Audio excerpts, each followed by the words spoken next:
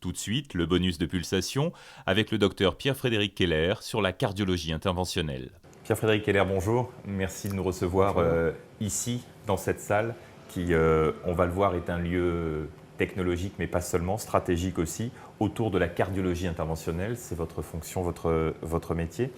Dans un premier temps, peut-être une définition pour ceux qui nous écoutent et qui nous regardent autour de la cardiologie interventionnelle. Qu'appelle-t-on cardiologie interventionnelle ? Alors, la cardiologie interventionnelle, c'est un domaine de la cardiologie spécialisée où on fait des interventions dans les artères coronaires pour déboucher les artères depuis l'extérieur en passant par une artère ou l'artère fémorale au niveau du pli inguinal ou une artère au niveau du bras. Et puis on va introduire des cathéters dans l'artère, à un endroit où on a un rétrécissement, où éventuellement l'artère est bouchée, pour aller ensuite mettre du matériel pour déboucher l'artère, gonfler un ballonnet pour redonner à l'artère un bon diamètre et ensuite mettre une prothèse. On peut mettre des prothèses comme des stents dans les artères. Cardiologie interventionnelle, ce n'est pas seulement les artères coronaires, mais aussi des interventions structurelles. On peut mettre en place des valves au niveau du cœur. On peut réparer aussi des valves au niveau du cœur. On peut fermer des trous dans le cœur.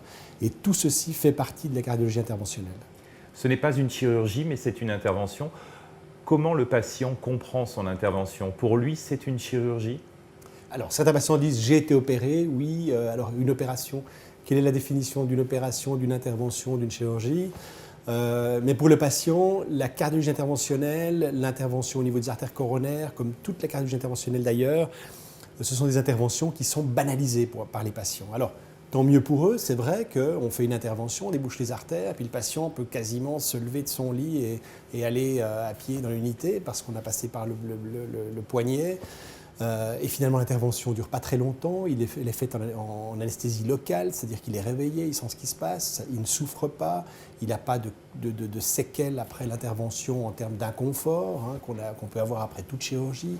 Donc pour lui, ça devient une banalité. Donc il se rend bien compte que ce n'est pas vraiment une chirurgie et que c'est quelque chose de banal et ça revient à banaliser un peu la maladie. Et nous, ça nous pose un problème parce qu'on aimerait que le patient se rende compte que c'est grave et qu'il faut traiter ça en plus des stents qu'on met en place, mais prendre des médicaments à long terme.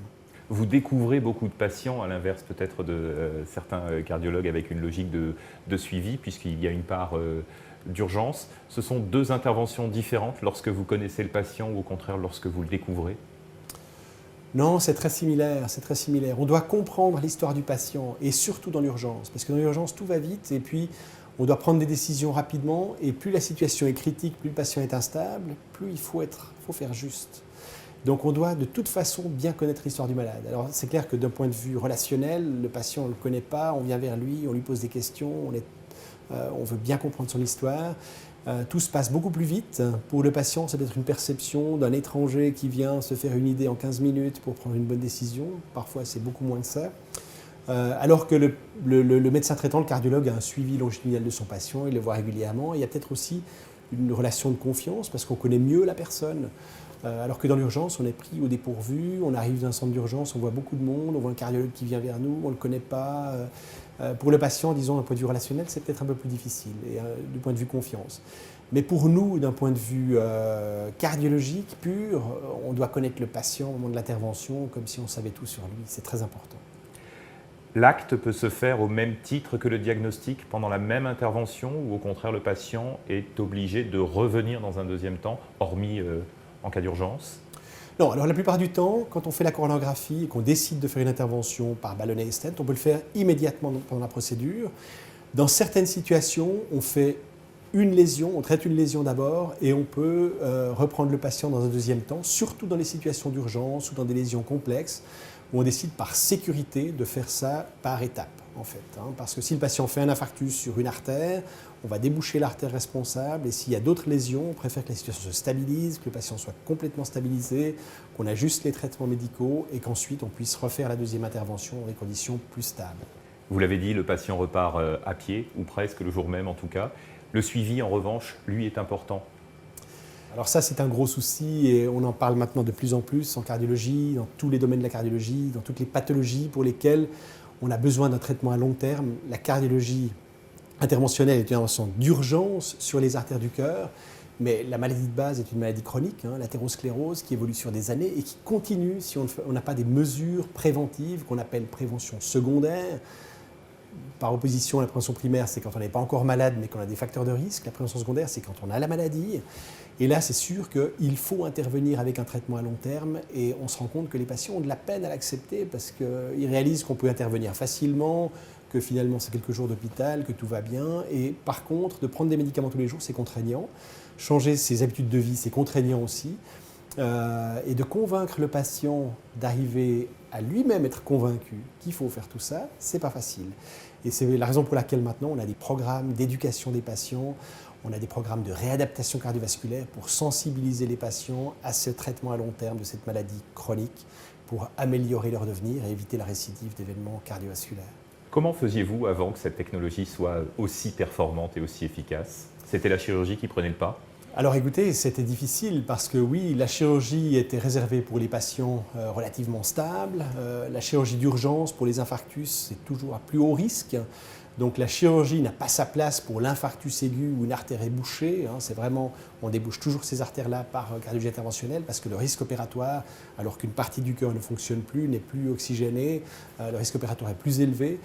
Alors c'est la raison pour laquelle l'urgence cardiologique, les infarctus exposaient à un risque de mortalité bien plus élevé. Dans les années 60-70, on avait 30% de mortalité hospitalière de l'infarctus. Et maintenant, grâce à la cardiologie interventionnelle, grâce aussi à des meilleurs moyens de surveillance, on a des unités spécialisées, donc les unités coronariennes, dont celle dont je m'occupe ici à l'hôpital cantonal, qui permettent d'anticiper, d'assurer une meilleure qualité de traitement et de suivi et d'anticiper les complications. Et ceci, avec la cardiologie interventionnelle d'urgence, permet de diminuer la mortalité, où on a actuellement une mortalité qui est aux alentours de 4% de mortalité hospitalière. Comment vos patients comprennent ce que vous faites? C'est très variable.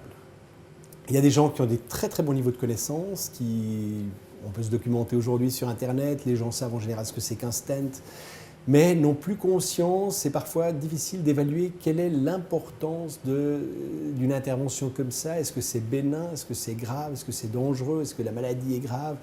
Et c'est très difficile pour les patients de s'en rendre compte. L'infarctus, il y a 30 ans, c'était grave, on est resté à l'hôpital pendant plusieurs semaines. Aujourd'hui, l'infarctus, on vient pour une douleur thoracique, on est pris en charge tout de suite, on nous débouche les artères, on repart quelques jours après, peut-être même le lendemain dans certains cas, et ça va devenir de plus en plus le cas.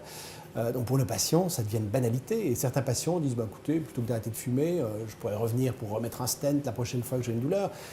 Mais il faut juste garder à l'esprit que l'infarctus est grave, que l'infarctus, c'est une menace, c'est un risque de mourir, déjà même avant d'arriver à l'hôpital. Il faut à tout prix éviter l'infarctus.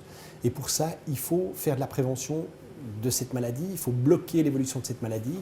Et on a des moyens puissants de le faire, l'arrêt du tabac, l'alimentation, le changement d'alimentation, prise des médicaments qui sont extrêmement importants. Et les patients ne doivent pas banaliser ça, c'est très important. À titre personnel, quelles sont les raisons qui vous ont poussé à aller dans une direction comme celle-ci? Vous étiez un enfant bricoleur? Oui, totalement. Alors, enfant, je voulais être dentiste parce que j'adore travailler avec mes mains, j'adore le travail minutieux. Et quand j'ai commencé les études de médecine, en première année, j'ai été exposé à de la physiologie cardiaque et j'ai été fasciné par le fonctionnement du cœur, très rapidement aussi par les interventions coronariennes. Et pendant mes études, j'avais décidé que je deviendrais cardiologue interventionnel. Alors nous sommes ici à Genève, dans un centre référence universitaire. Il faut une certaine structure, une certaine expertise pour pouvoir pratiquer sans risque ce que vous faites? Oui, évidemment. Les situations critiques, il faut tout d'abord un travail d'équipe multidisciplinaire. Il faut, dans la prise en charge des infarctus, ce n'est pas seulement la salle de cathétérisme cardiaque et l'aspect technique, mais c'est tout ce qui se passe en amont, depuis le téléphone au 144, quand le patient signale sa douleur thoracique. Il faut mettre en place toute une structure, une chaîne médicale de prise en charge pour accélérer la prise en charge des patients, parce qu'on sait qu'on sauve des vies en faisant ça. Nous avons mis en place à Genève, comme partout dans le monde, une structure, une chaîne de prise en charge depuis le domicile du patient qui est extrêmement rapide. Et je pense que pour des raisons géographiques, logistiques et d'organisation, on est peut-être dans les records. On a 98% des patients pour lesquels l'artère est ouverte dans un délai de 90 minutes depuis l'arrivée à l'hôpital, ce qui est un temps relativement record. Et ceci grâce à cet aspect multidisciplinaire et de travail d'équipe. Donc c'est sûr qu'on peut organiser ça dans les centres universitaires et puis bien sûr aussi dans des cas plus complexes quand on a recours à de la chirurgie où on a besoin de mettre aussi une assistance cardiaque dans les phases aiguës. On a toute l'infrastructure ici en place et la question critique pour avoir la performance pour ce genre d'intervention, c'est d'avoir du volume. C'est-à-dire de faire un certain nombre d'interventions par année et puis d'avoir une expertise et d'avoir une petite équipe où chaque membre de l'équipe en fait, a suffisamment d'expérience pour garantir la qualité, l'efficacité, la rapidité de l'intervention. Pour conclure, durée approximative d'une intervention entre le diagnostic et l'intervention elle-même? Alors quand ça va très vite, ça peut durer 20 minutes, entre le moment où on va piquer l'artère et le moment où on a terminé l'intervention. Et puis parfois, intervention complexe, ça peut durer 2 heures, 2 heures et demie, 3 heures. C'est pas inhabituel.